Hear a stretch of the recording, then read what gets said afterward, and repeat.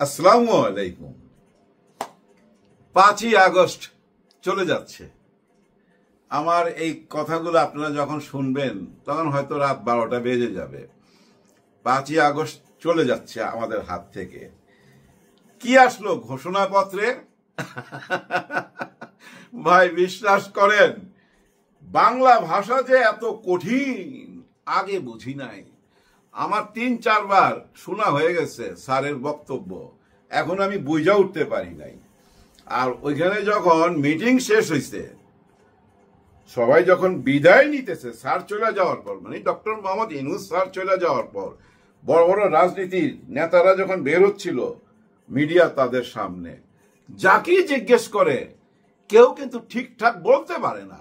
মানে সবই কিন্তু বাংলা ভাষায় বলছে, কিন্তু মাথায় নিতে পারতেছিল না। অনেক কিছু মাথার উপর দিয়ে চলে গেছে, আর যেটুক ভিতরে ঢুকছে সেটুকু বলতে পারতেছে না। সবাই বলতেছে আমরা নিজেরা বসবো মিটিংয়ে, তারপর আমরা আমাদের অভিব্যক্তি প্রকাশ করব, ওনাদের মনের কথা পরে প্রকাশ করবে, এই মুহূর্তে কিছু বলতে পারবে না।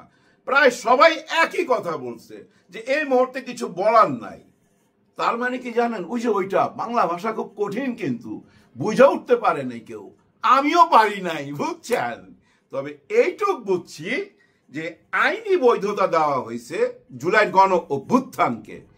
একেবারে সরাসরি বৈধতা দিছে এমনও না, আবার একেবারে দেয় নাই এমনও না। কিছু কাজ রেখে দিছে, আগামী সরকার যে আসবে নির্বাচন করে তারা সারবে সেই কাজটা, তাদের হাতে দিয়ে দিছে। কিন্তু এটা কি মেনে নিবে? না, মেনে নিবে না। এটা নিয়ে বিতর্ক হবে। এই সরকারের হাতেই সবকিছুর দায়িত্ব। এখানে কিন্তু দেখেন, জুলাই যারা শহীদ হয়েছে তাদেরকেও স্বীকৃতি দিছে এবং আইনি বৈধতা পাবে। তাদেরকে আইন সবসময় সুরক্ষা দিবে, শুধু দিবে, আশ্বাস দিছে।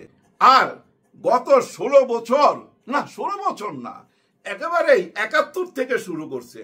71 সাল থেকে নিয়ে কিভাবে এই দেশটা এই পর্যন্ত আসছে, মাঝখানে কি কি ঘটছে, ওই যে 75 সালে কি ঘটছে, সিপাহী বিদ্রোহ কেন হয়েছিল এবং এরশাদের সময় কেন জন অভ্যুত্থান হয়েছিল, অনেক কিছু তুইলা ধইরা সোজা কথা গত 16 বছরে আওয়ামী লীগ কি কি অপকর্ম করছে এটারই বর্ণনা ছিল।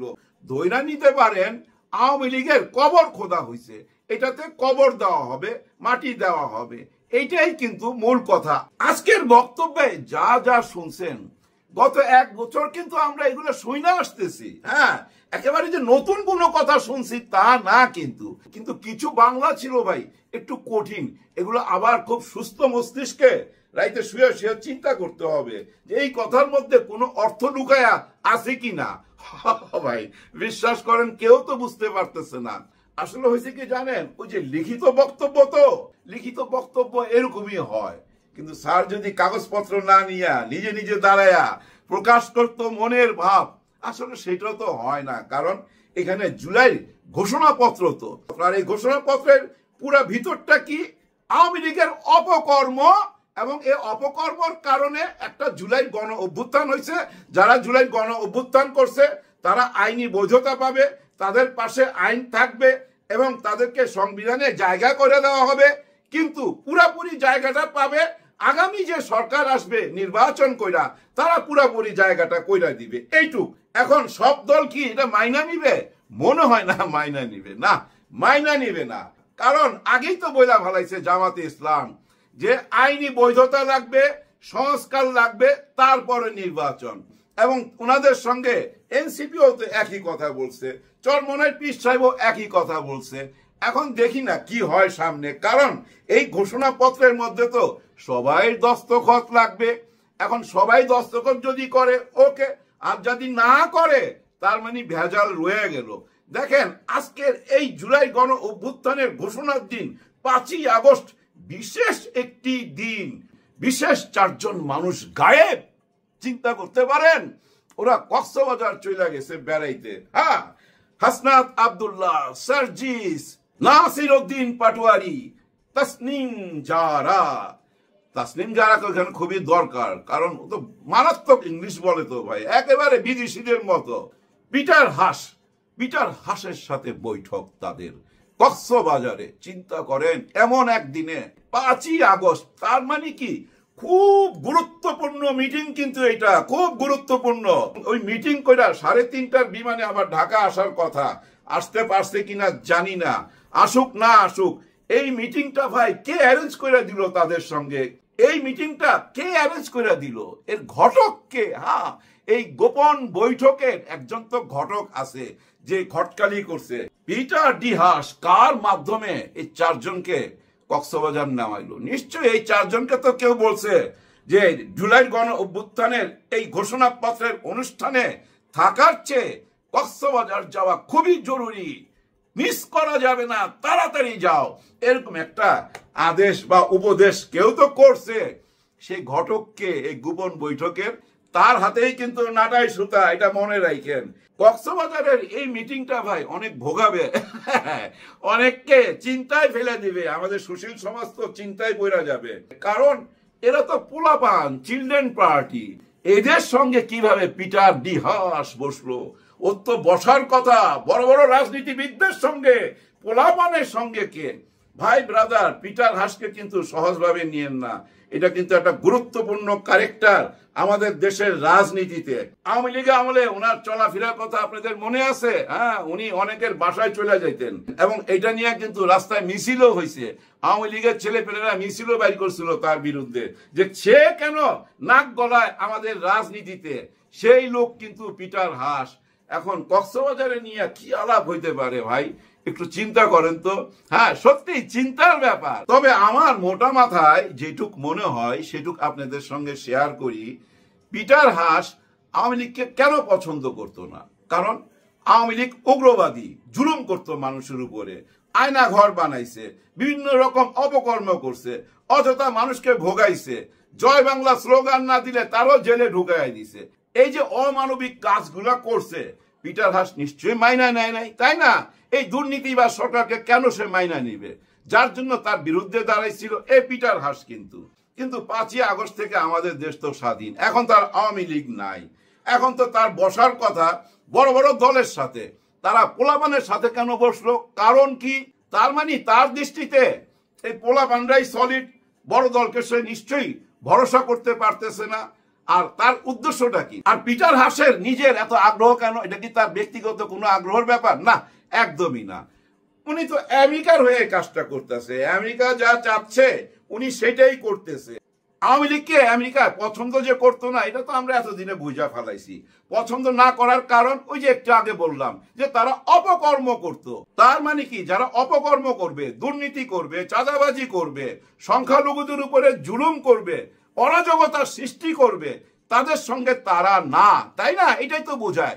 যার জন্য অন্য কোনো দলের সঙ্গে না বৈশা দেখছে যে ভাই এই পোলাপানের দলটা এখনো ভালো আছে, সবাই তো ভালো, তাই না?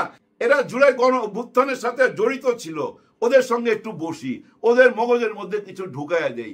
এইটাই তো হইতে পারে। আমার যেটুক মনে হয় পজিটিভ ভাই। হ্যাঁ, ভালোর জন্য বসছে, কোনো ষড়যন্ত্র করতে বসছে এমন কিছু না। অনেকে বলতেছে ওদেরকে কক্সবাজারে নিয়ে দেখাইবো ম্যাপ ট্যাপ, যে আমাদের এই যে এইটুক দরকার, মানে কক্সবাজারের ওই জায়গাটা আমাদের লাগবে, ওদিকে সেন্ট মার্টিন লাগবে, তোমরা এটা নিয়ে কোনো কথা বলবা না, তোমাদের টাকা পয়সা ডলার যা লাগে আমরা দিয়ে দেবো না, এরকম কিছু না ভাই। আর এরকম কিছু মাইনা নিবার মতো লোক ওই 4 জনের মধ্যে একজনও না। ওই 4 জন কিন্তু একেবারে বাছা বাছা। এর মধ্যে তাসনিম যারা এখন ইম্পর্টেন্ট, হ্যাঁ, ভাষার জন্য ইংরেজিতে তো ভাই 1 নাম্বার, বিদেশে লেখাপড়া করছে। আর পিটার হাসের সঙ্গে যা কথাবার্তা বলবে, কেউ যদি বুঝাইতে না পারে তাসনিম যারা বুঝাইয়া দিবে। আগে থেকেই তাসনিম যারার সাথে হয়তো যোগাযোগ করছে, কিন্তু মূল ঘটককে কে যোগাযোগ করাই দিল? কে বললো তাড়াতাড়ি ওদের সঙ্গে বৈশা যাও? কে বললো তাড়াতাড়ি পিটার ডি হাসের সঙ্গে বৈশা যাও? ওই লোকটাই মেইন, তার হাতেই নাটাই সুতা। এটা বুঝতে হবে। আগামীকাল থেকে যে রাজনীতি শুরু হবে সেটা কি জানেন? এই যে বক্তব্যটা দিল বাংলা ভাষায়, এইটা নিয়ে কিন্তু আবার নতুন করে প্যারা দেওয়া আরম্ভ হবে, নতুন কতগুলো দাবি উঠবে, নতুন আন্দোলন শুরু হবে। কেউ মানবে কেউ মানবে না। এখানে দস্তখতের ব্যাপার তো দেখা গেল কিছু দল দস্তখত করলো না, না ভাই আমরা মানতেছি না, আমরা যেটা বলছি সেটাই হইতে হবে। এখন দেখা যাক সরকার কি করে। এদিকে কিন্তু আবার মাথায় রাখতে হবে ওই যে মাহফুজ আলম উনি একটা ওই স্ট্যাটাস দিয়া আবার ওইটাকে চেঞ্জ করছে, নতুন ভাবে আবার স্ট্যাটাস দিছে, কিন্তু মূল কথা ছিল কি 111। ওইটা কি জানেন? ওইটা একটা ধমকি, হুমকি, হুঁশিয়ারি বার্তা কিন্তু। হ্যাঁ, ওইটা সবাই মাথায় রাখেন। দেওয়ালে পিঠ থেকে গেলে কি আর করবে, বুঝছেন না? কিছু তো করার নাই। দেশের ভালোর জন্য যেটা ভালো সেটাই তো করতে হবে। কারো বাপের দেশ না তো, এই দেশটা হলো জনগণের। হ্যাঁ, জনগণের দেশ, তাই না ভাই? আমরা জনগণ কি সিদ্ধান্ত নিব না নিব কেউ কি জানে? জানে না। আমরা সব দেখতেছি। কিছুটা হলেও তো এখন বুঝি আমরা একটি ভোটের মালিক। আমি একটি ভোটের মালিক, আপনি একটি ভোটের মালিক। আপনি যখনই এই ভোটটা কাউকে দিয়ে 500 টাকা 1000 টাকা নিবেন বা একটা সিঙ্গারা খাবেন, তখনই আপনি হয়ে যাবেন ওই লোকটার গোলাম। আর আপনি যদি বলেন যে না ভাই, তোর সিঙ্গারা লাগবে না, হালুয়া লাগবে না, রুটি লাগবে না, কিচ্ছু লাগবে না, আমার স্বাধীনতা, আমি কাকে ভোট দিব? আপনি যদি তার কিছু না খান, তার মানে কি? আপনি তার গোলাম না, আপনি তার কৃতদাস না। আপনার ভোট, আপনি মালিক। ওই মালিকানা দিয়া ভাই দেশটাকে বাঁচান, প্লিজ দেশটাকে বাঁচান। যে সঠিক তাকেই ভোট দেন। সবার জন্য সবাই দোয়া করবেন। আল্লাহ হাফেজ।